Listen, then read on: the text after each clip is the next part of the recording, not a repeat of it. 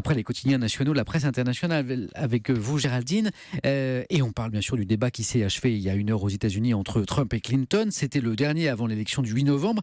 Énorme enjeu pour Donald Trump qui dévise dans les sondages. Et pourtant, Géraldine, pour vous, ce débat ne va pas changer la donne. D'autant moins que la presse ce matin en retient essentiellement une phrase prononcée par le républicain alors qu'on lui demandait s'il accepterait le résultat des élections pour faciliter une transition pacifique du pouvoir, c'est la transition aux États-Unis.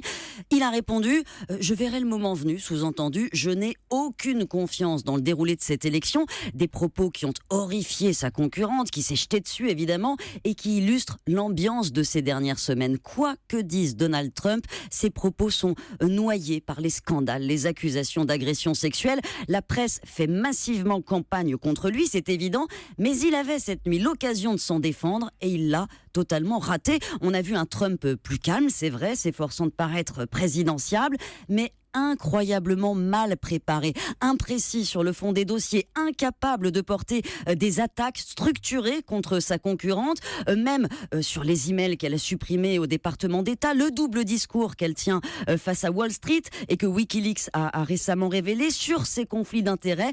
Elle s'est défendue finalement facilement en accusant la Russie, gonflée mais suffisant face à un Trump incapable vraiment de la mettre en difficulté. Géraldine, est-ce que vous diriez qu'on touche finalement là aux limites du populisme? Trump, il fait du Trump, mais la recette qui a marché pendant la primaire lui a pas permis pour l'instant d'élargir sa base. Clinton a près de 7 points d'avance maintenant dans la moyenne des sondages et le débat de cette nuit n'a pas vraiment fait bouger les lignes.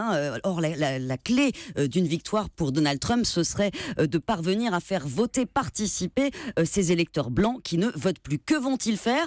C'est toujours l'inconnu. Mais ce qui est frappant, Samuel, c'est la similarité avec la situation qu'on connaît en France. C'est la première fois dans l'histoire qu'on retrouve les mêmes problématiques sur les deux continents. C'est la grande trouille, on peut appeler ça la grande peur de l'immigration, du déclassement. On sait que d'ici 2050 aux États-Unis, les Blancs seront minoritaires. C'est sur cette peur que Trump a prospéré, celle que ressentent ces gens qui sont aussi les perdants de la mondialisation, ceux dont les salaires stagnent depuis 20 ans.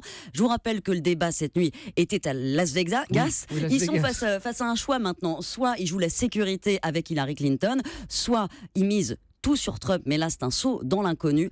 Pour l'instant, on ne sait pas ce qu'ils vont faire. Oui. Et puis ça reste une élection, il faut le rappeler, avec toute l'incertitude que cela implique. 50 élections locales aux États-Unis, pas une grande élection nationale. Exactement, merci beaucoup Géraldine.